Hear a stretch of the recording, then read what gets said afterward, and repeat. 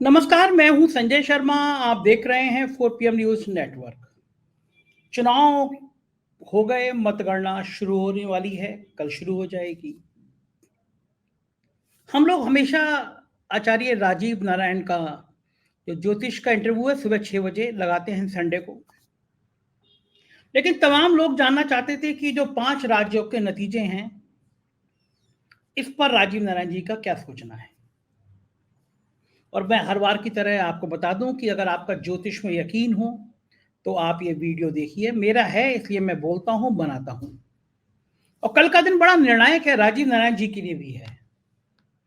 जिस हिसाब से वो दावे करते हैं कि जिस हिसाब से वो ज्योतिषी गणना करते हैं, अगर कल उनकी गणना ठीक होती है तो उनकी वाई वाई होगी, और गणना ठीक नहीं होती है तो उन पर सवाल खड़े होंगे। आप लोग मुझसे भी पूछेंगे कि भाई उनकी गणना ठीक नहीं थी तो आपने क्यों दिखाया। तो मैं भी थोड़ा, मेरा दिल धक धक हो रहा है, राजीव जी का भी दिल धक धक हो रहा होगा। कुछ भी हो सकता है, ज्योतिषी गणना अलग है, परिस्थिति अलग है। लेकिन हो ये वही जो राम रच राखा। जो कांग्रेस के भाग में होगा, जो भारतीय जनता पार्टी के भाग में होगा, जो केसीआर के भाग में होगा वो होगा।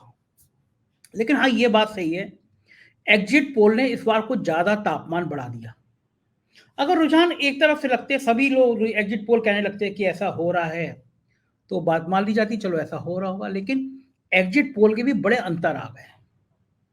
फिर मुझे 2015 का बिहार का आया कि लगभग सब एग्जिट पोल एनडीए गठबंधन को 155 सीटें दे रहे थे, और महागठबंधन को, लालू वाले गठबंधन को बिल्कुल हवा में उड़ा दे रहे थे।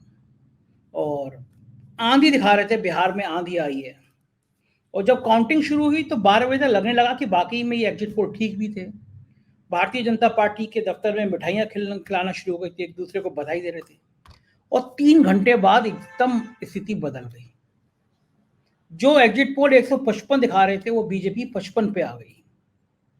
बंगाल में भी हमने ऐसे देखा और दिल्ली में भी हमने ऐसे देखा कि दिल्ली में चुनाव थे और बड़े बड़े पत्रकार हैं, अपने आप को दावा करते हैं कि हम बड़े पत्रकार हैं, हम बड़े ईमानदार पत्रकार हैं, हम कहीं निष्पक्ष तरीके से बात करते हैं लोगों से, हम मतलब अपने आप को इतना ज़्यादा राजा हरिश्चंद्र बताने की कोशिश करते हैं कुछ पत्रकार की। उनकी बातें सुन के हंसी आने लगती है। कितने कितने डरे हुए और कितने कुंठित अवस्था में रहते हैं वो पत्रकार भी। दिल्ली में रहते हैं, सारे बड़े पत्रकार दिल्ली में रहते हैं, दावा करते हैं कि हम एक एक चीज का जानते हैं, हम इतने बड़े चैनलों में रहे हैं, हम इतने बड़े चैनलों में हैं। तो उन सब ने कुछ साल पहले कहा था कि दिल्ली में केजरीवाल और बीजेपी में बड़ी कड़ी संघर्ष है। एग्जिट पोल भी ये बता रहे थे। और जब नतीजे आया तो भारतीय जनता पार्टी को 3 सीटें मिली थी। एक कार्टून भी आया था, स्कूटर में बैठ के 3 लोग जा रहे हैं और ये लिखा गया था बीजेपी यानी भाजपा जा रही है पूरी। तो ये एग्जिट पोल कहीं का ईंट कहीं का रोड़ा, भानुमति ने कुनबा जोड़ा, वो कर देते हैं। और जब राजीव नारायण जी से मैंने एग्जिट पोल की बात की तो राजीव जी ने एग्जिट पोल को लेकर भी बड़े खुलासे किए। इस पूरे इंटरव्यू को बड़े ध्यान से सुनिएगा। राजीव नारायण जी के ज्योतिष शास्त्र को, गणनाओं को लेकर बहुत बड़े खुलासे हैं। कल क्या रिजल्ट होगा ये तो कल शाम तक पता चल पाएगा, लेकिन राजीव जी ने अपने ज्योतिष शास्त्र की झलक दिखाई है इस इंटरव्यू में। एक रिक्वेस्ट करूंगा आपसे, अगर आप हमारी ईमानदारी भरी पत्रकारिता को पसंद करते हैं तो नीचे ज्वाइन बटन है, चैनल को ज्वाइन जरूर करिएगा, सब्सक्राइब करिएगा, प्यार दीजिएगा। राज्यों के हमारे चैनल हैं 4 PM यूपी, बिहार, गुजरात, महाराष्ट्र, राजस्थान, मध्य प्रदेश, कर्नाटक, इनको भी सब्सक्राइब करिएगा। आपका साथ बहुत जरूरी है हमारे लिए। चलते हैं सीधे राजीव नारायण जी के पास। राजीव जी, स्वागत है आपका 4 PM में। बहुत इंपॉर्टेंट दिन है, मतगणना है कल। और हम लोग जब बचपन में अंताक्षरी खेला करते थे तो शुरुआत में क्या करते थे, लेकर हरि का नाम, शुरू करो अंताक्षरी, लेकर हरि का नाम, समय बिताने के लिए करना है कुछ काम। और जब इम्तहान देने जाया करते थे तो बजरंगबली के हाथ जोड़ते थे। रास्ते में जितने मंदिर होते थे, मैं ही नहीं शायद सारे बच्चे जितने होते हैं, तो जितने भगवान के मंदिर होते हैं सब पे हाथ जोड़ के जाते हैं कि भगवान जी कल पास करा देना। तो मतगणना वाले दिन मेरा तो कम स्टेक है, आपका स्टेक सब कुछ लगा हुआ है। इतने सारे लोगों ने बात की है कि भैया कल राजीव जी से पूछो, राजीव जी से पूछो, राजीव जी से पूछो। तो हम इतवार की जगह शनिवार को ये बात कर रहे हैं, परिणाम बता रहे हैं। लेकिन पहले मुझे एक बात बताइए, बड़ी कॉमन सी, बड़ी मजेदार बात। जैसे बच्चे होते हैं, उनका रिजल्ट आ रहा होता है तो उनका थोड़ा ब्लड प्रेशर हाई होता है, बड़ी मन में कौतूहल होता है। तो जो ज्योतिषी होते हैं, जब आप लोग ये आकलन करते हैं और जो फाइनल डेट आ जाता है तो उस दिन आपको कैसा लगता है? नहीं, मुझे स्पेशली मुझे कुछ भी डर नहीं लगता है, क्योंकि इतना विश्वास है और इतना मेरा 12-14 वर्ष का जो रिसर्च का अनुभव है, वो बहुत ही साउंड है। और ऐसा नहीं है कि मेरे से मिस्टेक नहीं हुई है, मेरे से 1-2 मिस्टेक हुई हैं। जैसे लोकसभा का चुनाव था 2019 का, उसको मैंने हंग प्रेडिक्शन दिया था और वो मोदी जी को मिली, तो उसमें मोदी जी की हॉरोस्कोप जो मुझे दी गई थी, वो टेक्निकली बाद में मुझे पता लगा ठीक नहीं है, तो एक मिस्टेक वहां थी। दूसरी बात, 2017 के चुनाव में भी आदित्यनाथ के यूपी वाले चुनाव में भी, नहीं सॉरी, अभी ये जो करंट जो हुआ था पीछे जो गया है 2022 वाला। 2022 वाला, तो उसमें भी जो अखिलेश की हॉरोस्कोप किसी ने दी थी, वो भी करेक्ट नहीं थी। तो ज्योतिषी से भी गलती उसी केस में हो सकती है कि अगर आपके पास आंकड़ा, जैसे आप एग्जिट पोल की बात करते हैं, इसी तरह से यह मैथमेटिक्स है। अगर मेरे पास डेटा किसी का गलत आएगा, तो मेरी तो उसमें एनालिसिस गलत हो जाएगी, उसका जो विश्लेषण है वो जब गलत होगा, तो भविष्यवाणी गलत होने का पूरा पूरा संभावना है। भाई देखिए, हम कोई योगी महात्मा तो है नहीं, त्रिकालदर्शी। और त्रिकालदर्शी की भी बात बता देता हूँ, दर्शक ये समझ लें, ये जितने भी त्रिकालदर्शी योगी महात्मा, वो केवल एक आध बात ही बताते हैं, वो आपको लगातार एट ए लेंथ आपके भविष्य के बारे में नहीं बता सकते। वो तो केवल परमात्मा से एक कनेक्शन हुआ एक फ्रैक्शन ऑफ सेकंड के लिए, तो उन्होंने कहा जा बच्चा तेरा काम हो जाएगा, बस इतना बता पाते हैं और इससे ज्यादा नहीं। लेकिन चूंकि मैंने निरंतर आपके हर प्रोग्राम में कहा, ये मैथमेटिक्स है, वेदों का गणित है। तो जब गणित के लिए जितने इनपुट्स अच्छे होंगे, साउंड होंगे, करेक्ट होंगे, उतनी भविष्यवाणी अच्छी होंगी। और ज्यादातर जोशियों के साथ संजय जी क्या हो रहा है, जो पॉलिटिकल जो टीवी चैनल वगैरह पे या यूट्यूब पे आ रहे हैं, वो क्या ना इंटरनेट से कुंडलियां उठा लेते हैं। अब इंटरनेट की कुंडलियां मैंने देखा 99% सब गलत है कुंडलियां। तो जब गलत कुंडलियां, तो फिर तो वो आप 4 यूट्यूब देख करके, टीवी की डिबेट देख के कुछ भी आप भविष्यवाणी कर दो, लेकिन आधार नहीं है। क्योंकि पॉलिटिकल लीडर भी बड़े स्मार्ट हो गए, वो किसी को अपनी कुंडलियां देते नहीं है जब तक उनका नजदीकी ज्योतिषी कोई ना हो, देंगे ही नहीं वो आपको।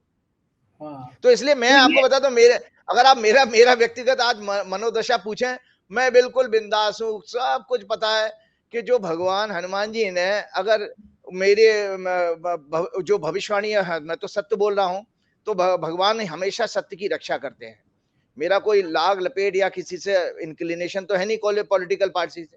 तो जो मुझे गणना में आ रहा वो दिख रहा है और मैंने बताना है, वो मुझे बताना ही है, चाहे कोई भी किसी भी कितना ही बड़ा प्लेटफॉर्म हो। आप मुझे एफिल टावर पे चढ़ा दो और बड़ा वाला माइक दे दो, मैं वहां से भी यही भविष्यवाणी करूंगा कि बीजेपी का 5 राज्यों में अपमान का योग दिख रहा है 3 तारीख को। आप एफिल टावर पे चढ़ा दो। आप 5 राज्यों पे आता हूँ, लेकिन एक क्रिकेट में एक शॉट होता है जिसको सेफ शॉट कहते हैं, सुरक्षात्मक दृष्टि से खेलना। तो आज राजीव जी थोड़ा सुरक्षात्मक दृष्टि से खेल रहे हैं, है ना? ऐसा लग रहा है ना, थोड़ा सेफ बोल के खेल रहे हैं कि भाई मेरी गलत हो गई तो भी कैलकुलेशन ये। आज राजीव जी इतना सेफ कैसे हैं? नहीं सेफ नहीं है। मैं तो कहा ना, वही भाई, मैं तो अगर होता तो लगातार निरंतर प्रोग्राम है। और आपको बता दो, वो ट्वीट में आपको भेजूंगा, दिखा दीजिएगा ट्वीट। 9 अक्टूबर को रात को 9 बजे का मेरा ट्वीट है। इलेक्शन कमिश्नर ने 12:35 पर दोपहर में इलेक्शन अनाउंस किया है। उसी समय हॉरोस्कोप बना के मेरी ट्वीट को आप शेयर कर दीजिएगा, पब्लिक को दिखाइएगा। तो उसमें मैंने कहा था कि ये जो उस दिन 3 दिसंबर का और आज जब चुनाव डिक्लेयर हुआ है, दोनों दिन का मैं कुंडली और गोचर देखता हूं, तो ये कांग्रेस के लिए जश्न का डे ऑफ सेलिब्रेशन होगा 3 दिसंबर, और जश्न का दिन है कांग्रेस के लिए। तो मैं तो भविष्यवाणी 9 अक्टूबर को ही कर चुका था, जब लोग सोच भी नहीं सकते थे। क्योंकि जब मैंने आपको निरंतर कहा था, कोई पॉलिटिकल प्रेडिक्शन, खासतौर से इलेक्शन की प्रेडिक्शन तब करनी चाहिए जब घटना जन्म ले रही है। घटना जन्म उसी समय ले गई थी जब चुनाव आयुक्त ने डेट अनाउंस की है, क्यों आचार संहिता वहीं से लग जाती है। तो इसलिए मेरे को सेफ नहीं हो रहा हूं। मैंने तो ये कहा है कि मेरे पास जो आंकड़े हैं, मैंने इसीलिए ज्यादातर पॉलिटिकल पार्टियों की लीडर्स की हॉरोस्कोप डिस्कस ही नहीं करी है। मेरे पास साउंड वर्षों का रिसर्च है बीजेपी के और कांग्रेस के ऊपर काम करने का। तो मैं इतना कॉन्फिडेंट हूं कि बस आप पूछ नहीं सकते। मेरा इतना जो है जबरदस्त है मुझे, वो कोई कोई एक 0.0001% भी फियर नहीं है, डर नहीं है। ठीक है, अब मैं उन राज्यों के चुनाव पे भी आता हूं, आपसे पूछता हूं। उससे पहले मैं ये पूछूंगा कि राहुल गांधी के अंदर पिछले 1 महीने से कॉन्फिडेंस का लेवल बहुत बढ़ा हुआ नजर आ रहा है। राहुल गांधी की बॉडी लैंग्वेज देखिए, उनके बात करने का स्टाइल देखिए। इसका राहुल का जो समय चल रहा है, उस कॉन्फिडेंस का कोई मतलब है? नहीं देखो, आपको मैंने बताया था कि जब आप जानते हैं कि कब आप कॉन्फिडेंट कब होते हैं? जब आप लड़ने की, फाइट करने की आपको ज़बरदस्त एनर्जी आ जाती है।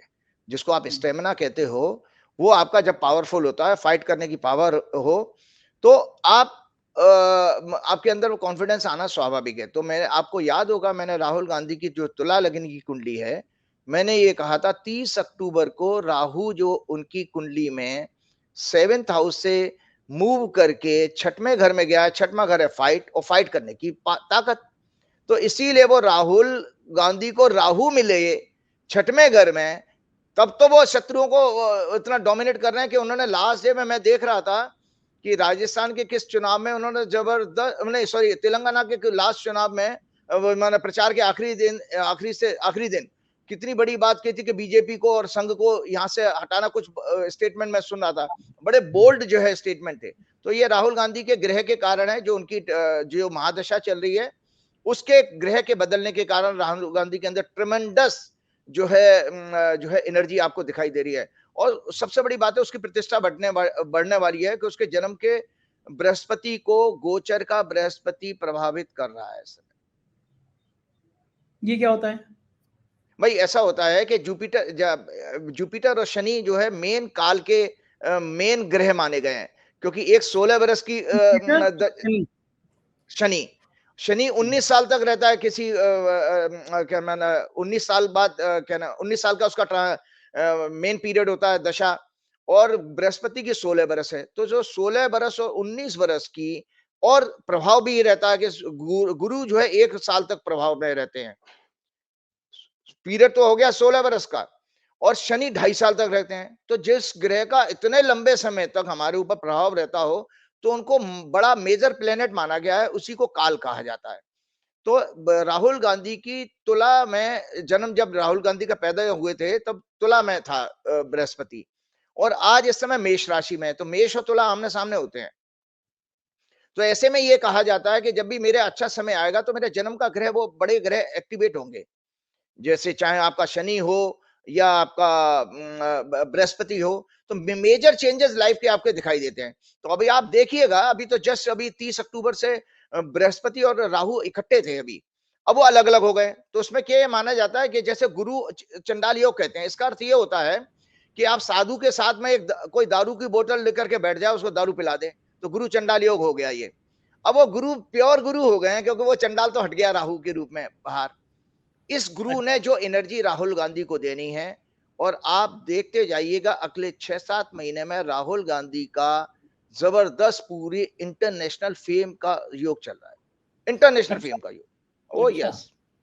एक बार बताइए, आपने एक कहा कि जैसे साधु को दारू की बोतल लेके दे दो तो चांडाल योग हो जाता है, लेकिन हमने तमाम साधु देखे हैं जो गांजा पीते रहते हैं, वो चरस एक ही, पीते रहते भाई दारू की बोतल का मतलब नशा।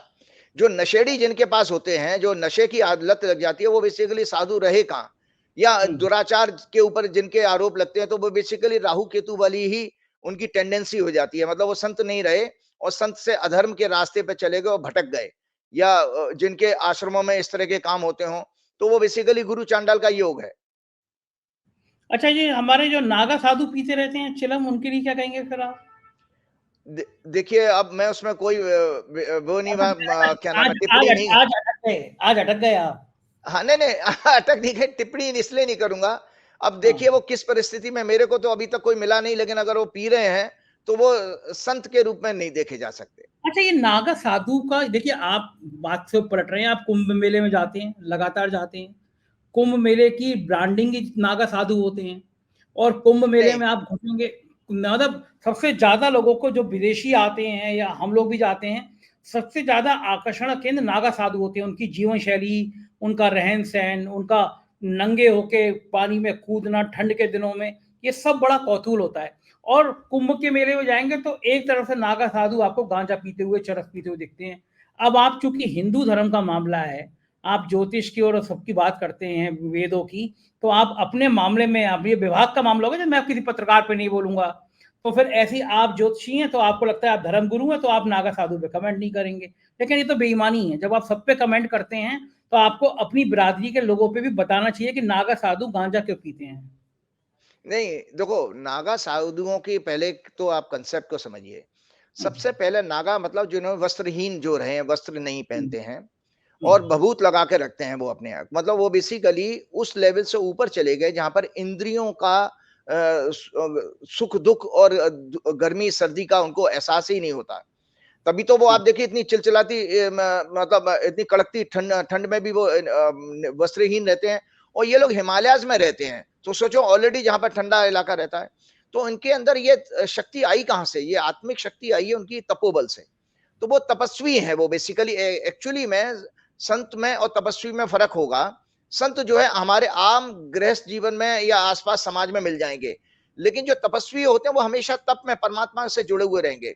तो वो उनके अंदर जो वो तपोबल है, और उस सर्दी में अगर वो उनको जिस तरह का वो धूम्रपान की बात कर रहे हैं, गांजा वांजा की बात कर रहे हैं, अगर उनको सर्दी से उससे कोई प्रोटेक्शन देता होगा तो वो ये बात समझ में आती है, बाकी तो और तो कोई उसमें नहीं है। लेकिन वो आपके देखिए समाज में आकर के कोई कोई अधर्म का काम, झूठ फरेब दुराचार इस तरह में लिप्त नहीं पाए जाते हैं वो लोग। वो नहीं, बात नशे की है। जब वो इंद्रियों पे उन्होंने नियंत्रण पा लिया, उन्हें सर्दी नहीं लगती, उन्हें गर्मी नहीं लगती, तो फिर गांजे की एक्स्ट्रा एनर्जी की जरूरत क्यों पड़ती है उन्हें? देखिए बिल्कुल आप ठीक कह रहे हैं कि पढ़नी तो नहीं चाहिए, बिल्कुल नहीं पढ़नी चाहिए, क्योंकि ये तो भगवान कृष्ण ने गीता में कहा, समय शत्रु च मित्रे च तथा मान अपमाने शीतेष्ण सुख दुखेषु समय संग विवर्जित है। जो शीत और गर्मी में समान रहता हो, शत्रु और मित्र में समान रहता हो, दुख और सुख में समान रहता हो, निंदा और स्तुति में समान रहता हो, ऐसा भक्त मुझे प्रिय है। तो भगवान ने वहां पर व्याख्या ऐसे ही करी है। लेकिन अब ये क्या किस परिस्थिति में है उस चीज का मैंने अध्ययन नहीं किया कि भाई ये किस परिस्थिति में को लेना पड़ा। चलिए लेकिन मैं अब नहीं तो 6 महीने बाद आप पे इस नागा साधुओं के ऊपर पूरा एक शो करना चाहता हूँ, तो आप अध्ययन करिए। तो आप इंजीनियर हैं, योग हैं, पढ़े लिखे हैं, अध्यात्म में हैं, भारतीय दर्शन में हैं, तो मैं नागा साधु आपके संग डिबेट करना चाहूंगा। अच्छा, मैं उन पर नहीं जाता, मैं सामान्य से मेरे घर में, मेरे दोस्तों के घर में शिवरात्रि पे भांग उठती है, और शिव जी के भक्त होते हैं और कहते हैं शिव जी को भांग पसंद है। ये क्या कंसेप्ट है? नहीं नहीं नहीं नहीं, वो भांग तो देखिए आपको पता है, भांग नशा जरूर होता है, लेकिन भांग को जो है सोम रस के रूप में माना गया। सोम मतलब औषधि, औषधि के रूप में आपको पता है बहुत सारी मेडिसिन में भांग की जो है भांग को मिलाया जाता है, उसके एक्सट्रैक्ट को जो है उसके रस को निकाल करके मिलाया जाता है। सो औषधि के रूप में माना गया है। हम लोग ये कहते थे भाई, जो बहुत सारे एक मिथ और चला है कि कहीं हमने व्हाट्सएप की पोस्टों में देखा, वो कह यार तो आपके शास्त्र भी तो कह रहे हैं सोमरस पिया करो। तो मैं आपके दर्शकों को बताना चाहता हूं कि वहां पर सोम का मतलब औषधि है, शराब नहीं है। औषधि संस्कृत का जो वर्ड है सोम का, उसका अर्थ है औषधि। तो औषधि है, वो मेडिसिन है, मेडिसिनल वैल्यू, हर्ब है ना, जड़ी बूटी है वो तो।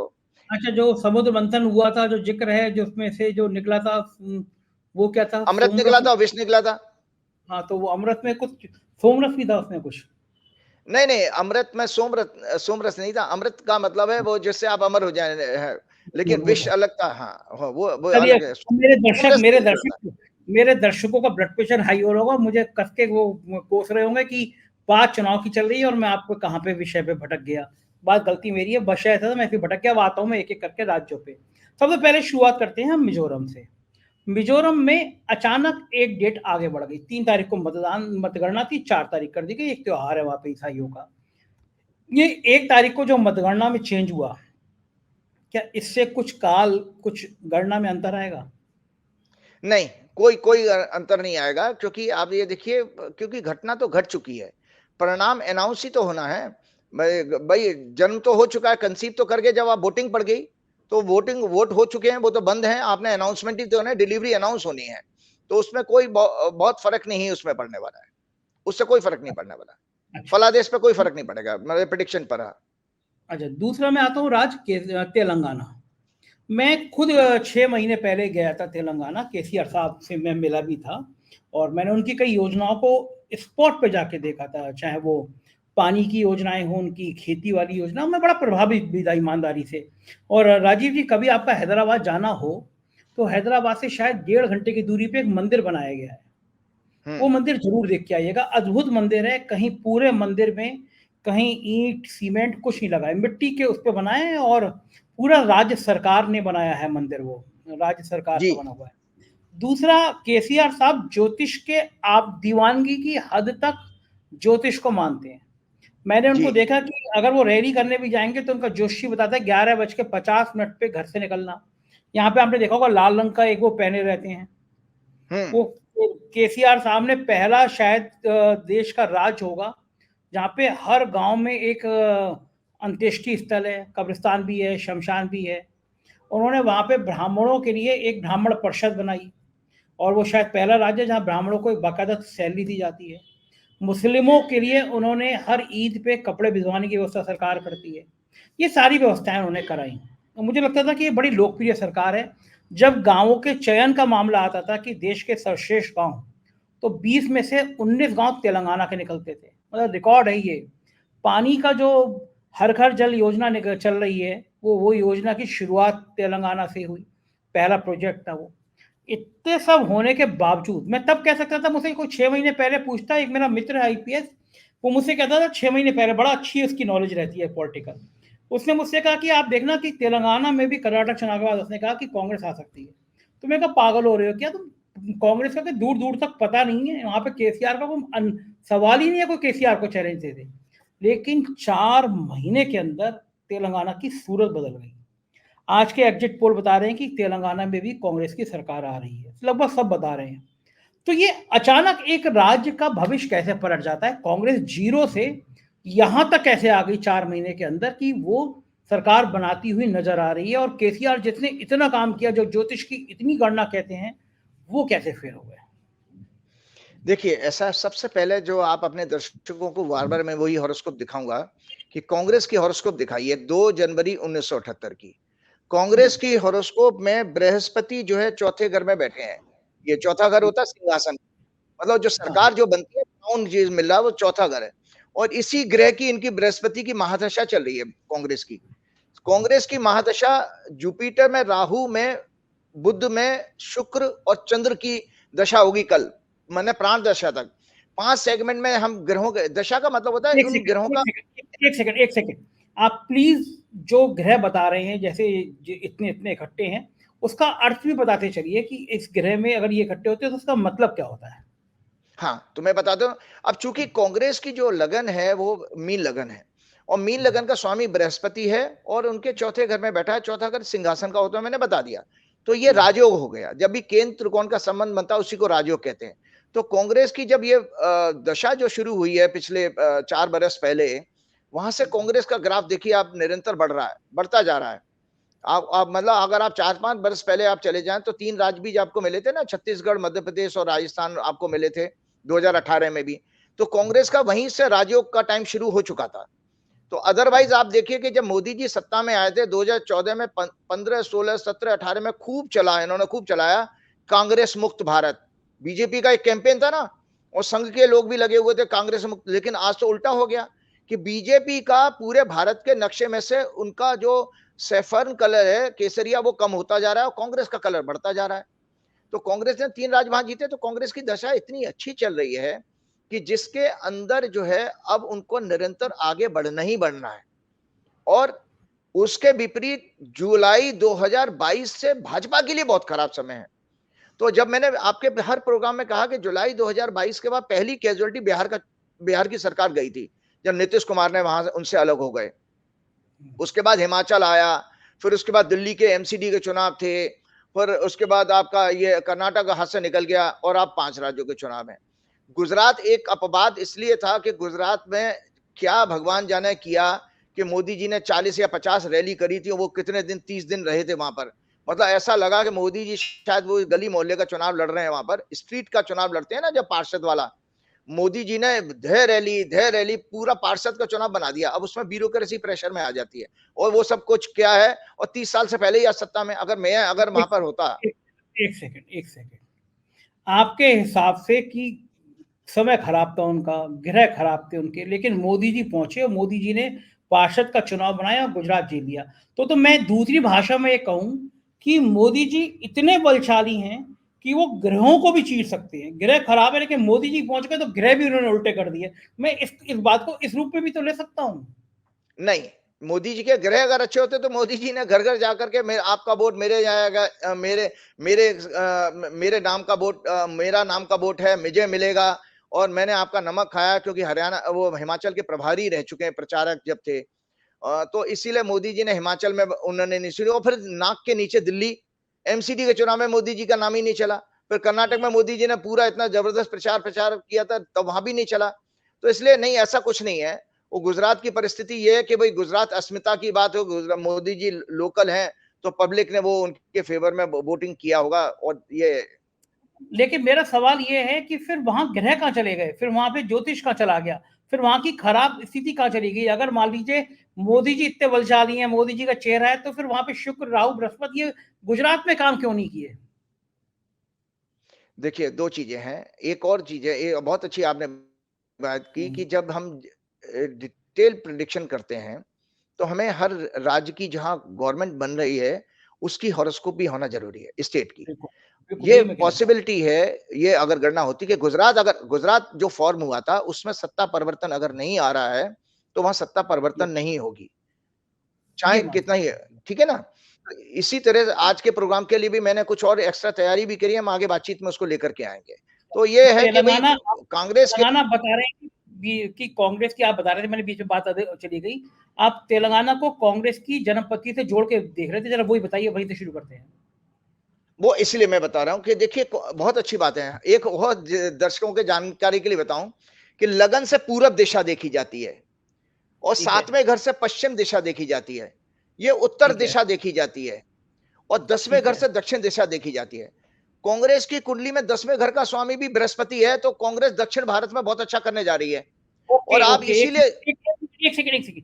कांग्रेस के 10वें घर में बृहस्पति है, हाँ, और बृहस्पति बृहस्पति की राशि है, बृहस्पति की राशि कांग्रेस को सूट कर रही है, फायदा कर रही है। क्योंकि उनकी उनके लग्न की दशा महादशा चल रही है ना। ओके, लगी माल से, तो और वो इसीलिए दक्षिण कांग्रेस भारत। दक्षिण भारत, हाँ, तो दक्षिण भारत में आप देख रहे हैं, पहले कर्नाटक जीता, अब तेलंगाना का रिजल्ट आ रहा है। तो हमने पहले देखा कि ये हमारे सबके लिए भी होता है। व्यक्तिगत रूप से भी कुंडली में जब लोग मेरे से कंसल्टेशन लेते हैं, तो पूछते हैं कि हम किस दिशा में हमें यश मिलेगा, किस दिशा में हमें ज्यादा सफलता मिलेगी। तो हमने ये देखा कि उससे पहले भी आप देखिए, इंदिरा गांधी के टाइम में दक्षिण हमेशा से कांग्रेस का गढ़ रहा था, पहले भी। हाँ। तो इसीलिए कांग्रेस जो है दक्षिण में हमेशा अच्छा करेगी। और जैसी ग्रह की दशा गुरु बृहस्पति की आई है, और आप देखिए दक्षिण भारत कांग्रेस के पास आना शुरू हो गया। सो पहली तो बात यह तेलंगाना में आने का मतलब है कि दक्षिण में चूंकि कांग्रेस की कुंडली सिद्ध कर रही है कि दक्षिण दिशा में उसको यश मिलेगा, उम्मीद से ज्यादा सफलता मिलेगी, उम्मीद से ज्यादा। तो एक बात बताइए कि अभी 5-6 महीने बाद लोकसभा के चुनाव हैं, कर्नाटक और तेलंगाना में सरकार बन जाती है, तो एक बड़ा राज्य है जो बहुत बड़ा भविष्य तय करेगा 2024 की केंद्र की सत्ता की, वो है आंध्र प्रदेश। वो भी दक्षिण। तो क्या कांग्रेस लोकसभा चुनाव में आंध्र में भी, कर्नाटक में और तेलंगाना में 2024 के चुनाव में भी इस राशि के, इस जन्म कुंडली के हिसाब से बेहतर कर सकती है? बहुत अच्छा। आप ये देखिए, अगर आप ये लैंडस्लाइड विक्ट्री अगर हम देखिए, कांग्रेस को 2024 के लोकसभा में अगर सत्ता में कोई लेकर के आएगा, तो दक्षिण भारत लेके आएगा। ओके ओके, यानी ये बृहस्पति जो उनके लग्न में है, 10वें घर में है, 10वां घर उनके, मैं भी सीख गया, मुझे भी आपकी भाषा आ गई है ना। तो 10वें घर से दक्षिण देखा जाता है, दक्षिण में 10वां घर उनके लग्न में है, तो शुभ दे संकेत दे रहा है, दक्षिण में कांग्रेस मतलब दसवें घर का और लगन का स्वामी एक ही है, बृहस्पति। 9 नंबर राशि धनु राशि और मीन राशि के स्वामी बृहस्पति होते हैं। और तो आपको बता मतलब देना, अगर कांग्रेस एक के चीज होती है स्ट्रेटेजिस्ट, राजीव जी, एक चीज समझ, मुझे एक चीज समझ में आई। अगर मैंने साल भर तक आपके संग शो कर लिए, तो फिर अगला शो संजय शर्मा जोशी का हो जाएगा, मुझे तीसरा पढ़ना मुझे भी आने लगा धीरे धीरे। तो आप देखिए, आपने और मेरा, हम दोनों ने केसरिया कपड़ा पहन रखा है आज। हाँ हाँ, दोनों ने कर रखा है, तो इसलिए वो क्योंकि आपने पहले तैयारी कर ली है ना, मेरा जो है असिस्टेंट बनने की। हाँ भाई, वो इसीलिए आगे बस गुरु बन के, और मैं जय हनुमान ज्ञान गुण सागर करूंगा। तो जी जी जी। अच्छा, आपने कहा कि कांग्रेस की राशि में दक्षिण में विजय है, इसलिए तेलंगाना आपको नजर आता है। अब मैं बात करता हूँ छत्तीसगढ़ की। छत्तीसगढ़ में भूपेश बघेल ने छत्तीसगढ़िया नारा दिया, छत्तीसगढ़ की अस्मिता का सवाल किया, और जितने एग्जिट पोल आए हैं सब छत्तीसगढ़ में भूपेश बघेल को जिता दे रहे हैं। छत्तीसगढ़ में मुझे लगता है कि कोई बहुत ज्यादा मेहनत आपको ज्योतिष शास्त्र के हिसाब से करनी भी नहीं पड़ी होगी। जो आपने छत्तीसगढ़ में कुछ अध्ययन किया है राज्य के जनपति के हिसाब से? नहीं, राज्य की जनपति के हिसाब से नहीं। मैं देखिए, ऐसा है कि मध्य भारत जो है, मध्य भारत को हम जब देखते हैं, छत्तीसगढ़ और आपका राज्य मध्य प्रदेश, दोनों मध्य भारत में आए, मध्य भारत का हिस्सा है। तो उस केस में भी आप ये देखिए कि लगभग वो आपका साउथ ये यही पड़ेगा, ये 410 एक्सेस ही पड़ेगी, चौथा 10 की एक्सेस ही ये मध्य भारत है, मतलब कुंडली का जो मध्य स्थान है। तो कांग्रेस के लिए मध्य भारत में भी बहुत अच्छा करने का योग दिख रहा है। और मूल रूप से मैं आपको बता रहा हूं कि अगर आपकी महादशा बहुत अच्छी चल रही है और गोचर में ग्रह अगर आपका राजयोग दिखा रहा है, तो आप पूरे चौतरफा आप जो है आपको सफलता मिलने वाली है। पहला तो मूल जय हो। सिद्धांत लग्नेश की दशा होनी चाहिए, तो कांग्रेस की कुंडली में वो सबसे ज्यादा बड़ा फायदा है। चलिए अब आता हूं सेंसिटिव राज्यों पे। दो राज्य ऐसे हैं जिसके लिए पूरे देश की निगाह लगी हुई है, और मजे की बात यह है कि दो बहुत बड़ी एजेंसी हैं सर्वे की, माई एक्सेस जिसने आज तक के साथ किया, सी वूटर जिसने एबीपी चैनल के साथ किया। दोनों बड़े प्रतिष्ठित चैनल हैं, देश के बड़े चैनल हैं। अब राजस्थान में माई एक्सेस कह रहा है कि सरकार कांग्रेस की आ जाएगी, सी वोटर कह रहा है बीजेपी की आ जाएगी। मैं खुद वहां पे गया और पहली बार मैंने वहां पे सीन देखा। मैं तो 10-12 दिन मैंने राजस्थान में गुजारे, गांव गांव गया, शहर में घूमा, कॉलेजों में गया, ढाबे पे गया, सड़कों पे मैंने लोगों से बात करी। मतलब मेरी बैंड बजी जैसे कहते हैं ना, मतलब रात के 4-4 बजे सफर किया मैंने दूसरे शहर में पहुंचने के लिए। कंटिन्यू काम करता रहा, शायद 5 घंटे 4 घंटे सोए होंगे राजस्थान में हम लोग। ढाबे पे नींद आ गई है और फिर काम कर रहे हैं, फिर पूछ रहे हैं, ढाबे पे लोगों से बात कर रहे हैं, फिर राजस्थान के सीनियर जर्नलिस्ट का शो कर रहे हैं। हमको लगा जिन्होंने 25-25-30 साल से देखा है राजस्थान, उनसे बात कर रहे हैं। दर्जनों सैकड़ों लोगों से मैंने बात की होगी राजस्थान में। 90% लोगों का कहना था कि चुनाव बड़ा फंसा हुआ है, और ये लोगों का कहना था कि दोनों जन पार्टियों ने निर्दलीय बागियों को इनडायरेक्ट पीछे समर्थन दिया है। हंग असेंबली आएगी, त्रिशंग विधानसभा आएगी, निर्दलीय बागी तय करेंगे। कोई बताने की स्थिति में नहीं था कि कौन जीत सकता है। और जो 5 साल बाद सरकार पलट जाती है, वो हवा भी इसलिए नहीं कह सकता क्योंकि वो हवा दिखती थी पहले, लेकिन वो चुनाव फंसा हुआ है, चुनाव फंसा हुआ है। अब एक कह रहा है कि बड़े आराम से कांग्रेस बन जाएगी, एक कह रहा है बड़े आराम से बीजेपी बन जाएगी। आपकी राजस्थान की परिस्थिति क्या कहती है? पहले तो मैं आपके एग्जिट पोल पे आ जाता हूं। हाँ। हमने एक और फिर एक रिसर्च ये की कि जिस समय एग्जिट पोल अनाउंस हुए थे, मतलब जो 30 तारीख को 6 बजे से 5:30, शुरू हुआ है टाइम उनका, ठीक है। 5:30, 5:30। मैंने एक स्लिप के ऊपर ये जो है कुंडली बना ली उसकी एग्जिट पोल की। हाँ हाँ एग्जिट हाँ। पोल अनाउंस होने की कुंडली बनाई है ये वाली, ठीक ठीक है। है। तो इसमें आपको बता देता हूं एग्जिट पोल क्या है। आप पब्लिक की ओपिनियन ले रहे हैं, ठीक है जी। वही पब्लिक की ओपिनियन लेके उससे आपने डेटा साइंस के जरिए कैलकुलेशन किया और आप बता दिया। पब्लिक की ओपिनियन देखी जाती है वैदिक ज्योतिष में चंद्रमा से। चंद्र इस जो कुंडली जो बनी है, टॉरस लगन की कुंडली बनी, चंद्रमा मिथुन राशि में था 30 तारीख को 6 बजे, और सामने बुध था जो 8वें घर में गोचर कर रहा है। राजीव जी थोड़ा सा मैं संशोधन कर दूं, ये समय 5:30 था, 6 था, लेकिन बाद में चुनाव आयोग हाँ ने 5:30 हाँ, वो भी जो भी है 5:30 बजे भी है, लेकिन मैंने देखा था वो बोलने से वो कुंडली बदलती नहीं है, कुंडली यही वाली है। तो उसमें चंद्रमा, और चूंकि चंद्रमा इस कुंडली का बताते था लॉ, वो क्या है जो वैदिक ज्योतिष के अनुसार एनालिसिस, कि बुध और चंद्रमा आपस में शत्रु हैं। मतलब चंद्रमा का तो कोई शत्रु नहीं, बुध उसको शत्रु मानता है। ये आमने सामने है। मंगल चंद्रमा को देख रहा है। मंगल का चंद्रमा को यह माना जाता है कि अगर हमारी ओपिनियन बदलेगी, याद रखिएगा, तो उसके लिए चंद्रमा पीड़ित होना चाहिए, शत्रु से या किसी पाप ग्रह से। तो जिस समय एग्जिट पोल आए हैं उस दौरान चंद्रमा की स्थिति ऐसी थी कि बुध उसको देख रहा था। तो वो भी एक लॉजिक बता देता हूं। चंद्रमा माइंड का सिग्निफिकेटर है, और बुध बुध जो है इंटेलेक्ट का, बुद्धि का है। तो हम हमेशा, आप याद देखिए, इसमें बहुत ही बुद्धि और मन में हमेशा विरोधाभास रहा है। मन और बुद्धि कभी भी एक साथ चल ही नहीं सकते, ठीक है ना। ऐसे कहते हैं ना, देशी भाषा में कहते हैं कुत्ते बिल्ली का बैर होता है, इनमें कुत्ते बिल्ली का बैर होता है, मन ठीक है। चंचल है क्या? तो अब मैं इसमें आपको बता देता हूं कि जो भी एग्जिट पोल आए हैं वो पब्लिक की करेक्ट ओपिनियन नहीं दर्शाएंगे। ये इस कुंडली के आधार पर बता रहा हूं कि जो भी आंकड़े एग्जिट पोल ने दिए हैं वो पब्लिक की करेक्ट ओपिनियन नहीं है। वो मिक्सिंग है या कोई भी है, उसको आप किसी भी रूप में आप देखिए, कोई भी नाम रख दीजिए उसका, ये पब्लिक की एक्चुअल जो है ओपिनियन नहीं है, ठीक है जी। क्लियर आपका? मतलब आप उस पर पूरा पूरा आंख बंद करके विश्वास मत करिए, क्योंकि कुंडली अलाउ नहीं करती एग्जिट पोल की सफलता को। अच्छा, मुझे इसमें एक बात बताइए, जो एग्जिट पोल की आपने जन्म पत्री बनाई है, आप मिक्सिंग कह रहे हैं, ये आरोप लगा रही है कांग्रेस की बीजेपी ने एग्जिट पोल खरीदे हैं, इसलिए खरीदे हैं कि अगर एग्जिट पोल के नतीजे ऐसे दिखा देंगे तो ब्यूरोक्रेसी प्रेशर में आ जाएगी। तो क्या इस कुंडली में ये बात सामने आ रही है कि एग्जिट पोल में भी हेरा फेरी की गई है, खरीदे गए हैं, बेईमानी की गई है, माहौल बिगाड़ने के लिए, माहौल बनाने के लिए इनका इस्तेमाल किया गया, ये भी कोई ग्रह होता है इसमें? देखिए, वो अब ऐसा है, उसके लिए मूल रूप से हमको जाना पड़ेगा, जो मैंने आपको दिखाया, हमेशा ही दिखाया है, ये बीजेपी की कुंडली है। देखिए ना, बीजेपी की कुंडली में प्रयास के घर में वक्री मंगल, राहु, वक्री बृहस्पति, वक्री शनि और चंद्रमान का नीच का रोग के घर में। तो बीजेपी की टेंडेंसी हमेशा मैनिपुलेशन की होगी।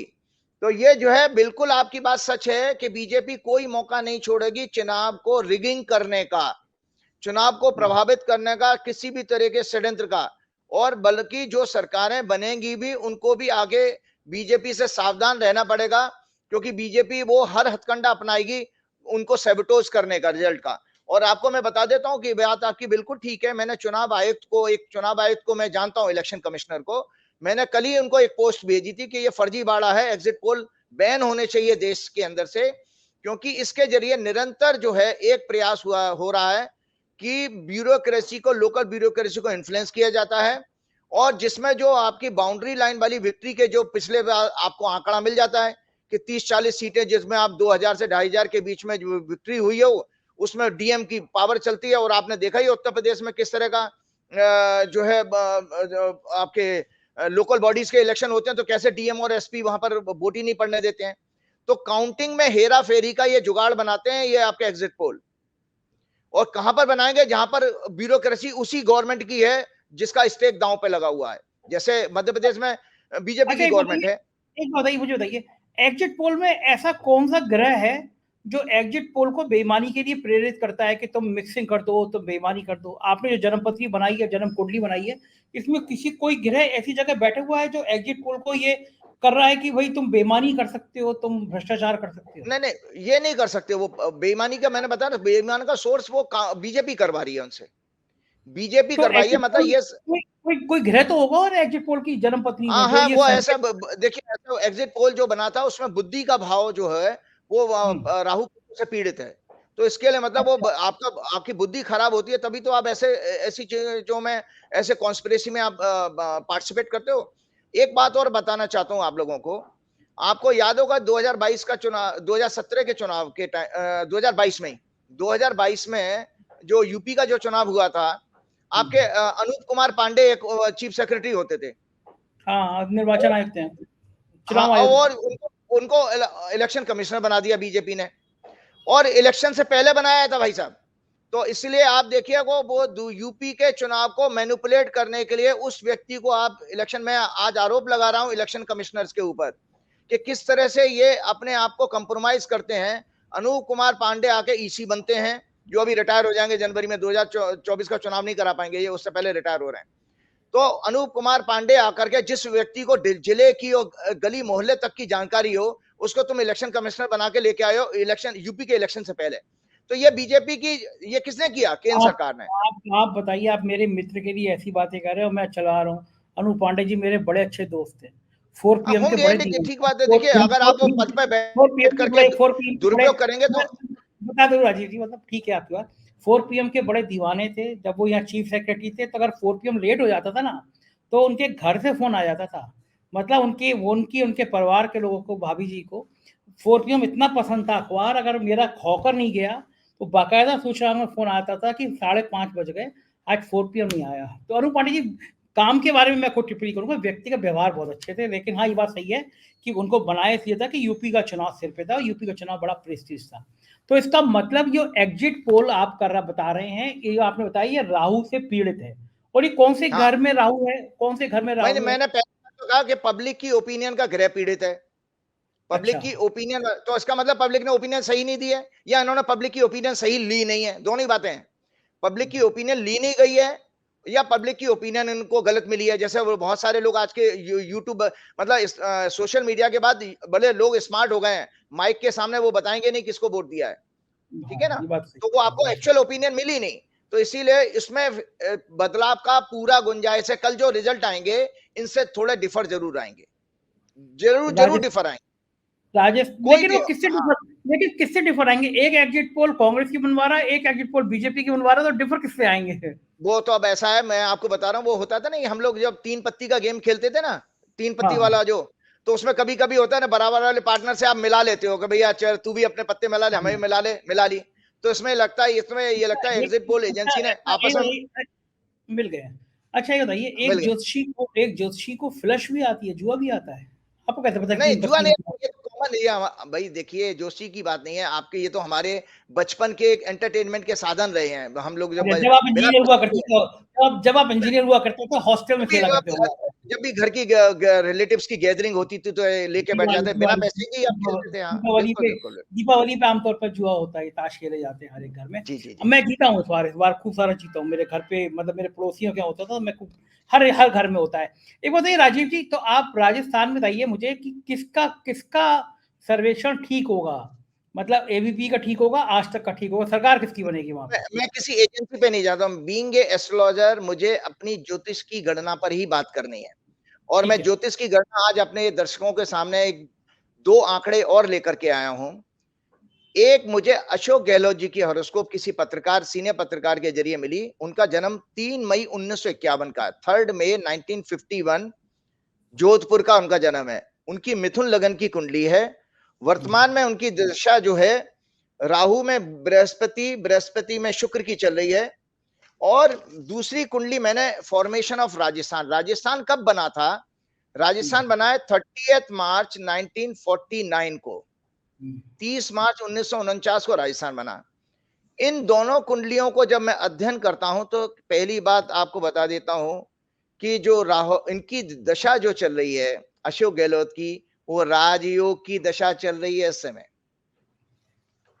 अच्छा। इसका मतलब है उनको सत्ता आने वाली है, तभी तो राजयोग है। अगर अपमान की होती तो वो अपना बोरिया बिस्तर लपेट के चले जाते, क्योंकि उनकी जो राहु की दशा चल रही है, और राहु उनके 10वें घर में गोचर में आ गए हैं अभी। क्योंकि मिथुन लगन की कुंडली में मीन राशि 12वें 10वां हाउस बनती है, 10वें में राहु अभी आए हैं 30 अक्टूबर को। उसके बाद बृहस्पति की दशा चल रही है, बृहस्पति उनके लाभ के स्थान में है, 10th लॉर्ड इन 11th हाउस। तो अशोक गहलोत की हॉरोस्कोप ये इंडिकेट करती है कि अशोक गहलोत का राजयोग या उनकी पुनर्वापसी होने वाली है राजस्थान में। साथ में एक छोटी सी कमी आती है, जो आपने, जैसा आपने सर्वे किया था, एक इसमें मेरे जो राजस्थान की कुंडली बनी है वो वृश्चिक लगन की कुंडली है, और इनकी कुंडली में 10वें भाव में शनि रहा है 1949 में, और शनि आज की डेट में गोचर कर रहे हैं साथ में उनके चौथे भाव में। चौथा भाव होता है मतलब शनि सत्ता का कारक दिखाई दे रहा है, सत्ता के हाउस को इन्फ्लुएंस कर रहा है।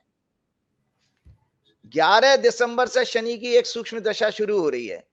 तो मैं आज अपनी भविष्यवाणी ये बताता हूं कि राजस्थान की जो परिणाम है वो एक ऐसे क्लोज परिणाम आते हैं जिसमें कि बनाएंगे सरकार अशोक गहलोत, लेकिन उनको बनाते बनाते 11 दिसंबर तक आ सकते के आसपास आ जाएंगे, क्योंकि 11 दिसंबर में जब तक शनि की दशा नहीं शुरू होगी तब तक सरकार, सेम सरकार नहीं आ रही है। आप मेरी अरे बात को समझ लें दर्शक, अच्छा, कि परिणाम क्लोज हैं, सीटें कुछ कम हैं, लेकिन सरकार अशोक गहलोत बनाने जा रहे हैं। और एक गजब ये आपने राजस्थान का धमाका कर दिया। अगर कल ये हो गया तो मतलब आपको तो लोग लेंस लगा के ढूंढेंगे कि कहाँ गए राजीव जी। आप कह रहे जी हैं जी कि बिल्कुल। 3 दिसंबर को चुनाव परिणाम, राजस्थान के चुनाव परिणाम कांग्रेस के पक्ष में आएंगे, पूर्ण बहुमत नहीं होगा, सरकार बनाते बनाते 11 दिसंबर तक डेट आएगी, 11 दिसंबर तक अशोक गहलोत विधायकों का इंतजाम कर लेंगे और फिर सरकार बना लेंगे। ये कि मैं सही एग्जैक्टली समझा? क्योंकि बिल्कुल बिल्कुल, क्योंकि अशोक गहलोत की कुंडली किसी तरह से लॉस की नहीं दिखा रही है, उनको वो वापस उनकी ताजपोशी होने जा रही है। अच्छा, अब राजीव जी अगर आ जाती है वसुंधरा राजे तो फिर आप क्या करेंगे? नहीं नहीं, वसुंधरा राजे नहीं, क्योंकि फिर मैंने आपको कहा भाई उसके लिए बीजेपी की कुंडली देखनी पड़ेगी। जब मेरी गाड़ी में ही पेट्रोल कम है, या मेरी गाड़ी हिचकोले खा रही है, या उसका फिल्टर चोक हो गया है, तो बीजेपी की कुंडली खुद की अच्छी नहीं है। और दूसरी बात यह है ना, इसी में इसमें बीजेपी की कुंडली में मैंने अपने आपके सारे प्रोग्राम में बताया कि बीजेपी को बीजेपी हराएगी। बीजेपी का जो सबसे बड़ा एक फैक्टर है, कांग्रेस पार्टी नहीं है, बल्कि बीजेपी के जो अपने कैंडिडेट्स हैं वही बीजेपी को हराएंगे। क्यों हराएंगे उसका कारण बताता हूं कि बीजेपी की जो अभी दशा चल रही है, जिस समय चुनाव हुए थे, चंद्र में शनि में राहु की दशा चल रही है। ये फोबिया का कारक होता है, डर होता है ना हमारा कि यार वो, जैसे हमने कहा वो सामने वालों को वो मुख्यमंत्री बन जाएगा, जैसे बीजेपी में 5-5 मुख्यमंत्री पद के उम्मीदवार हैं, तो एक उम्मीदवार दूसरे उम्मीदवार को उसको पनपने नहीं देगा, उसको उठने नहीं देगा। तो ये जो अंदर अंदर की जो काट है वो बीजेपी का सबसे बड़ा डैमेज करने जा रही है राजस्थान में, जो तो इनफाइटिंग जो है। हाँ, वो ये हुआ इनफाइटिंग। था राजीव। अच्छा राजीव जी, मुझे एक बात और बताइए। मैं राजस्थान में जब घूम रहा था तो मुझसे कहा गया कि मोदी जी ने वसुंधरा का चेहरा आगे नहीं किया, हर जगह मोदी जी अपना चेहरा लाते रहे। क्या ये राजस्थान में अगर भाजपा हारती है तो ये मोदी की गलती मानी जाएगी गिरोह के हिसाब से? जी बिल्कुल, बिल्कुल। देखिए ऐसा है ना कि पूरे राज्यों में जो भी चुनाव परिणाम आ रहे हैं, उसमें तो देखिए नुकसान तो केंद्रीय लीडरशिप का ही होने वाला है, कि जिस तरह से उन्होंने उसको हाई स्टेक बना दिया। सारे कैबिनेट मंत्री, आपने चीफ मिनिस्टर्स, आपने ईडी, सीबीआई और वो गोदी मीडिया, सबकी ताकत, जो जितनी कायनात की शक्तियां हैं, सब आपने इस्तेमाल करी। उसके बावजूद अगर आप परिणाम आपके विपरीत जा रहा है, तो आप सोचिए कि आपको तो इस्तीफा देना पड़ेगा। आपको इस्तीफा देना चाहिए। मोरली आपको 1 मिनट भी पद पर रहने का अधिकार नहीं है उन लोगों को, सेंट्रल लीडरशिप को। तो राजस्थान में आपके हिसाब से, मैं एक बार फिर दोहरा दूं कि बड़ी पार्टी कांग्रेस बनेगी, पूर्ण बहुमत नहीं आएगा, फिर विधायकों को दाएं बाएं किया जाएगा और 11 दिसंबर के बाद अशोक गहलोत सरकार बना लेंगे। ये तो इतिहास बन जाएगा, क्योंकि वहां पे रिवाज है पलटा पलटी का, अल्टा पलटी का, 5 साल तुम 5 साल हम। मैंने वहां देखा है, जब मैंने पॉलिटिकल डिबेट्स 2-4 यूट्यूब पे और टीवी में भी देखी, लोग बड़े कॉशियस होकर के आपके जर्नलिस्ट बोलते हैं, आपके पॉलिटिकल पंडित भी, क्योंकि उनको लगता है और फंडामेंटल प्रिंसिपल शायद उन्होंने उसी को मान लिया, अल्टा पलटी का। लेकिन उत्तर प्रदेश में भी ऐसा ही था नियम, लेकिन आदित्यनाथ दोबारा चुन के आए तो ब्रेक हुआ कि नहीं हुआ वहां पर? यूपी में भी कभी रिपीट नहीं हुई थी सरकारें, पहली बार हुआ था कि आदित्यनाथ जो है रिपीट में आए। कांग्रेस तो की इसलिए सरकारों की बात। वो अपवाद है, वो यहाँ पर भी लागू होता है। चलिए, अब आता हूं सबसे सेंसिटिव राज जिसको लेके घमासान है, और पहले मध्य प्रदेश की बात करूंगा और मध्य प्रदेश के हालातों की बात करूंगा। मध्य प्रदेश में भी मैं अपनी पूरी टीम के साथ, प्रियंका भी थी और योगेश भी था, सचिता भी थी, पूरी टीम थी हमारी, ईपेन भी था। तो हम लोग पूरी टीम के साथ मध्य प्रदेश में भी 15 दिन हम लोगों ने कम से कम गुजारे। अलग अलग जगह पे गए, ढाबों पे गए, होटलों में गए, सड़क पर नापी, ठेले पे बैठे, तमाम काम किए हम लोगों ने। गांव के अंदर चले गए, वहीं बाजारों में चले गए, वहीं खाना खाया, वहीं बातें करी। बल्कि एक दिन तो मुझे फूड पॉइजनिंग भी हो गई, क्योंकि जगह जगह जो मिल रहा था वो खाते पीते बातें करते हुए नजर आ रहे थे। मध्य प्रदेश में ये बीजेपी अकेले 5 राज्यों में मध्य प्रदेश अकेला राज्य है जहां पे बीजेपी सीधी सरकार में है। और जो एग्जिट पोल की बात चल रही है वो यही कमलनाथ ने और कांग्रेस ने आरोप लगाया है कि बीजेपी ने एग्जिट पोल खरीदे हैं। और जो आप अभी बात कर रहे थे मध्य प्रदेश की, और ये कह रहे थे, आप बता रहे थे कि नौकरशाहों को प्रेशर में लेने के लिए ये कराए जाते हैं एग्जिट पोल। बात भी ठीक है। मध्य प्रदेश में एक वीडियो भी वायरल हुआ था बालाघाट का, जिसमें चुनाव से पहले ही खुल गए थे पोस्टल बॉर्डर, गिने जा रहे थे। तो आपकी बात उस वीडियो से भी मैं कनेक्ट कर रहा हूं। तो ठीक है कि एग्जिट पोल पहले दिखा दो और फिर बेईमानी कर लो, और ये रिजल्ट आएगा तो कह देंगे भाई तो एग्जिट पोल भी पहले यही बता रहा था, अब रिजल्ट आ गया तो तुम कूद क्यों रहे हो। ये पूरी भूमिका तैयार करी, और अकेला मध्य प्रदेश ही था जहां पे बीजेपी की पूर्ण बहुमत की सरकार है, जहां ये खेल हो सकता था। लेकिन आपके जन्म पत्रियां, आपके गृह नक्षत्र, आपकी जन्म कुंडली मध्य प्रदेश को लेकर क्या कह रही हैं? एक पार्टी ने, आज तक ने और एमआई एक्सेस ने तो 150 सीटें दे दी है, मतलब लहर, जबकि हमको तो कोई ऐसी लहर दिख नहीं रही थी। आपके जन्म पत्री में कोई राहु केतु की कोई ऐसी लहर दिख रही है जिसमें आंधी आ रही हो मध्य प्रदेश में बीजेपी की? वो ऐसा है ना कि आपके प्रोग्राम में भी दिखाया था और बाकी कई सारे चैनलों ने दिखाया, जो वो वीडियो लीक हो गई राजदीप सरदेसाई और राहुल कंवल के साथ।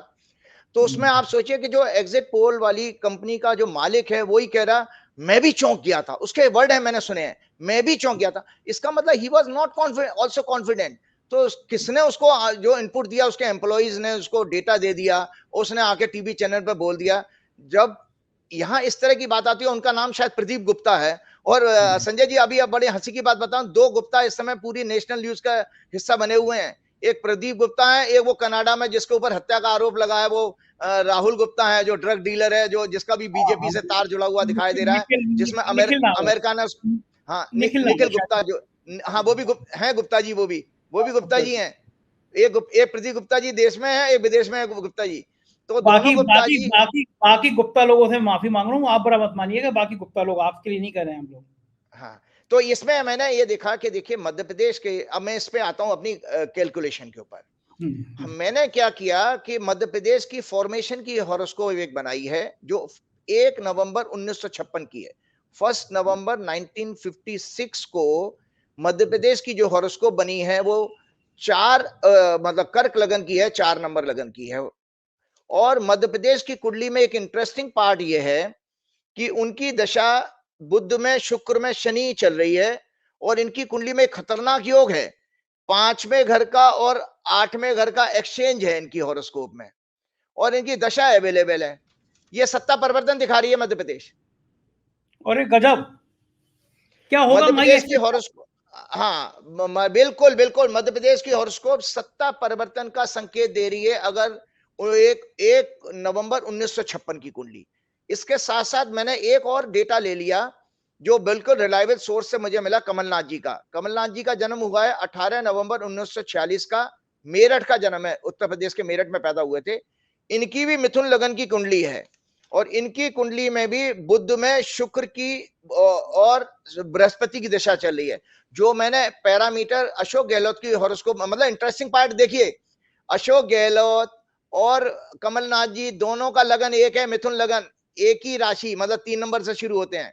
तो बृहस्पति उनके लाभ के घर में भी है, बृहस्पति की उनकी दशा चल रही है, और कमलनाथ जी की भी बृहस्पति की दशा चल रही है, तो कमलनाथ जी के लिए भी राजयोग है।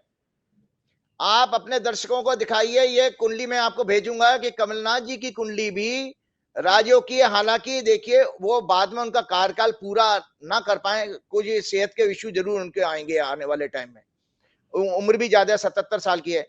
लेकिन बीजेपी की वो सॉरी कमलनाथ जी की कुंडली और मध्य प्रदेश के परिवर्तन, मध्य प्रदेश की जो हॉरोस्कोप है वो इंडिकेट करती है परिवर्तन, और कमलनाथ जी की कुंडली ये इंडिकेट कर रही है कि बीजेपी को यहां पर भी कोई फायदा सरकार बनाने का नहीं मिलने वाला मध्य प्रदेश में। ये मेरी कैलकुलेशन है। शिवराज सिंह चौहान कह रहे थे लाडली बहन योजना ने कमाल कर दिया, सब बहनों ने सब कांटे निकाल दिए, ताज मेरे सिर पे आया, और आप कह रहे हैं कि सरकार ही चली जाएगी मामा जी की। नहीं देखिए, लाडली एक एक योजना से आप जो है महिलाओं ने वोट तो किया है, लेकिन जो लोग आकलन नहीं कर पाए हैं, क्योंकि जो प्रदीप गुप्ता जी के साथ मैंने कुछ फोटो देखी, किसी ने शेयर की थी, वो अमित शाह वगैरह के साथ बैठे हुए हैं, तो उन्होंने, और जब भी आज तक के प्रोग्राम में वो कह रहे थे, पहले मध्य प्रदेश में वो बीजेपी के प्रवक्ता की तरह बोल रहे थे, अभी जब मैं कल परसों जब बोल रहे थे कि पहले मध्य प्रदेश में सड़कें नहीं थी, महाराष्ट्र से घुसिए तो वहां पर आप चमकती हुई सड़कें हैं, तो मुझे लगा वो बीजेपी की मार्केटिंग कर रहे हैं, तो उनका थोड़ा व्यू वाइस मुझे दिखा। तो प्रदीप गुप्ता जी की मैं आपको बता देता हूं कि इसमें प्रदीप गुप्ता जी के जो 140 वाली, जो 156 वाली है, वो प्रदीप गुप्ता जी को भी इस बार उनको निराशा हाथ लगने वाली है, वो उनकी एनालिसिस ठीक नहीं है। तो प्रदीप गुप्ता जी जब खुद ही बीजेपी का प्रचार कर रहे हैं, तो उसमें प्रश्न चिन्ह लग जाते हैं उनके ऊपर। प्रदीप गुप्ता जी पहले भी माफी मांग चुके हैं, उनके पहले भी आंकलन गलत हो चुके हैं, पहले भी माफी मांग चुके हैं, और आपकी बात बता रही है कि अगर ये हुआ तो फिर एक बार फिर माफी मांगना पड़ेगी उनको मध्य प्रदेश के देखिए आंकलन हो को सकता है वो तो उनकी अगर हॉरोस्कोप होती है तो उनके लिए अपमान का समय हो, तो मैं करेक्टली प्रिडिक्ट कर देता कि हाँ भाई उनके लिए ह्यूमिलिएशन आ रहा है। लेकिन मुझे तो मैं अपने आप को रेस्ट्रिक्ट करता हूं मध्य प्रदेश की कुंडली पर और कमलनाथ जी की कुंडली पर। ये दोनों कुंडलियां भी एक कांग्रेस के लिए एक शुभ समाचार मध्य प्रदेश से लेकर के आ रही है। अब मुझे ये बताइए कि अगर मध्य प्रदेश में ये हाल हो जाएगा तो फिर मामा जी ने जो इतनी मेहनत करी है 5 साल, उस मेहनत का क्या होगा? मध्य प्रदेश तो बड़ी उम्मीद लेकर आया 2024 में, क्योंकि 2019 में एक सीट छोड़ के मध्य प्रदेश में सब बीजेपी जीत गई थी लोकसभा के चुनाव। 2019 में नहीं, 2018 में, 18 में चुनाव हुआ था मध्य प्रदेश का। वो लोकसभा लोकसभा की आप कह लोकसभा हाँ की बात। लोकसभा में, ठीक है। देखिए ऐसा है ना, महिलाओं में जो महिलाओं की जो वोटिंग बढ़ी है संजय जी, वो उसमें प्रियंका एक बहुत बड़ा फैक्टर रही है। आप राजस्थान में जाइए या आप मध्य प्रदेश में जाइए, क्योंकि प्रियंका ने, मैंने जब जो जितने भी उनके 2-4 वीडियो सुनी थी, प्रियंका एकमात्र देश की लीडर थी जिसने महिलाओं की रसोई के ऊपर ही बात करी है। सारी रैलियों में तुम अपने बच्चे कैसे पालोगी, तुम्हारे को भी तकलीफ होती होगी, इतने में खर्चा चलाना, गैस महंगी है, बच्चों की शिक्षा में भी दिक्कत। तो ये कॉमन मुद्दे महिलाओं को टच करके उससे जोड़ के गए हैं। तो ये केवल लाडली योजना के कारण महिलाएं ज्यादा आई हैं, इसको मैं नहीं देखता, क्योंकि प्रियंका की हॉरोस्कोप में बहुत अच्छे ग्रह की दशा शुरू हो चुकी है अक्टूबर के फर्स्ट वीक से। तो प्रियंका के कारण, प्रियंका एक बड़ा फैक्टर है लेडीज को वोट डालने के लिए लेकर के आने वाला। तो अगर आप तो मध्य प्रदेश में डिब्बा गोल और ये बड़ी परेशानी हो जाएगी। अब मैं अगर टोटल सीन पे बात करता हूं तो पांचों राज्यों में भारतीय जनता पार्टी के कल कार्यालय में मातम छा जाएगा। प्रधानमंत्री जी तो दुबई निकल रही है, तो फिर यहाँ का मातम कौन झेलेगा? जो कोई भी झेले। आपको यह पता है ना, आपने अपने प्रोग्राम में मैंने आपको पहले ही बता दिया था, अपने 2-3 प्रोग्राम में मैंने कहा देखिए संजय जी, मेरी भविष्यवाणी है कि कांग्रेस के लिए जश्न का दिन है। तो जश्न का अर्थ क्या होता है कि भाई 2 राज्यों में उनकी पहले ही अभी 5 में से सरकारें हैं, छत्तीसगढ़ में और राजस्थान में। अब 2 से मेरी ज्यादा बढ़ेंगी तभी तो मैं जश्न मनाऊंगा। 2 की 2 आई तो मैं तो वहीं रहा, न्यूट्रल रहा। तो कांग्रेस तो अप जा रही है और बीजेपी नीचे जा रही है। तो बीजेपी के लिए बहुत अच्छा दिन नहीं है कल, क्योंकि कल उनका जो सूक्ष्म दशा है वो शनि की है, मानसिक पीड़ा का योग बन रहा है कल उनका। ओहो ओहो, एक जाते जाते चैलेंजिंग भविष्यवाणी, और आज मेंटली प्रिपेयर होकर के आया हूं, आपको बताने जा रहा हूं। झटका दे रहे हैं आज आप लगातार। कायनात की सारी शक्तियां, मतलब संसार की सारी शक्तियां, आरएसएस हो, भाजपा हो, इकट्ठी कर लें, 2024 के चुनाव में भाजपा वापस नहीं आ रही है। ये मुझे कैलकुलेशन मुझे कंफर्म हुई है इनके वर्षफल से, जो 6 अप्रैल 2024 को शुरू होगा। लोकसभा का चुनाव उसी के बाद आ रहा है। मृत्यु तुल्य कष्ट है भाजपा के लिए। अरे बाप, 2024 6 अप्रैल 2024 के बाद, अगर चुनाव अप्रैल के बाद होते हैं, भाजपा के लिए बहुत ही खराब समाचार है, भाजपा सत्ता में वापस नहीं आएगी। अरे गजब, और गजब। आप देखिए, आपको याद होगा, आपने कहा था कि बड़ा स्पेसिफिक होकर के मैंने कहा 6 सितंबर, आपने प्रोग्राम में डाला भी था कि 6 सितंबर के बाद भाजपा के खराब दिन शुरू हो रहे हैं। अब आप बताइए इससे ज्यादा खराब दिन शुरू क्या होंगे? 3 लोग हैं यहाँ ताकतवर, एक वो तीसरे सज्जन जो विदेश में घूमते रहते हैं, एनएसए के नाम से जाने जाते हैं। आज भाई साहब उनकी नौकरी खतरे में है, क्योंकि अमेरिका ने सीनेट में अब उनकी वो प्रोसीडिंग शुरू हो जाएंगी। तो ये जिस तरह से आपने विदेश में रह के लोगों की मतलब हत्याएं करवाई, हर देश को लिए ये चिंता का विषय बन गया। आप किसी की कंट्री में घुस करके क्यों किसी को मरवा सकते हो? आप, वो वहां का नागरिक है। तो अमेरिका ने इसको बहुत सीरियसली लिया, कनाडा को तो आपने दबा लिया। लेकिन विदेश नीति के मामले में मोदी सरकार को अब तक का 9 साल का सबसे बड़ा झटका है कि अमेरिका जैसा दुनिया का सबसे ताकतवर देश, उसने आपको ऊपर प्रश्न चिन्ह लगा दिया। आज के टाइम्स ऑफ इंडिया में मैंने पढ़ा है संजय जी, एनएसए डोवाल के ऊपर ये बात आने वाली है अभी इसमें।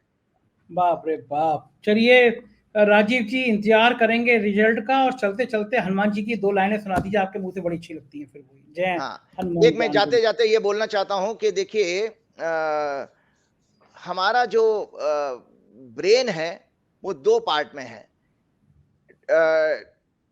88 to 90% सबकॉन्शियस माइंड होता है और 10 to 12% कॉन्शियस माइंड होता है, चेतन जो अवस्था है। और वो चेतन अवस्था जो है वो बेसिकली कैसे जागृत होती है? वो भक्ति से जागृत होती है। तो तुमरो मंत्र विभीषण माना, लंकेश्वर भय सब जग जाना। तो इसका मतलब है कि जब तुम्हारे मंत्र को, हनुमान जी के मंत्र को विभीषण ने भी धारण किया तो वो लंकेश्वर हो गए। इसीलिए हनुमान जी की भक्ति में रहिए। कल भी जो सत्ता आ रहा है उसमें भी हनुमान जी का आशीर्वाद है। मैं जो भी कुछ बोल रहा हूँ वो भी हनुमान जी के आदेश पे ही बोल रहा हूँ और हनुमान जी कहलवा रहे हैं। इसीलिए एक साथ मेरे साथ अंतिम में प्रार्थना आप गा सकते हैं। पवन तने संकट हरन, मंगल मूरत रूप, राम लखन सीता सहित हृदय बसौ सुर भूप। भूप का मतलब होता है राजा, कि हे प्रभु आप अकेले मत आओ, राम सीता और लखन के साथ में आके मेरे हृदय में वास करो। जय श्री राम, जय हनुमान। बहुत शुक्रिया, शुक्रिया आपका। तो ये थे राजीव नारायण जी, आपने सुना कि क्या बढ़िया शानदार बातें कर रहे थे। अब क्या होगा नेचुरली, अगर कल राजीव नारायण जी की बात सही निकल जाती है तो बम हो जाएगी, राजीव जी के चाहने वालों की संख्या में और दुनिया भर में ब्रांडिंग हो जाएगी, और अगर गलत निकलेगी तो राजीव जी भी सवालों के घेरे में आएंगे, और कहीं ना कहीं मैं भी सवालों के घेरे में आऊंगा। लेकिन कल क्या होता है देखते हैं, कल फिर मिलेंगे। प्यार बनाए रखिएगा। शुक्रिया, थैंक यू।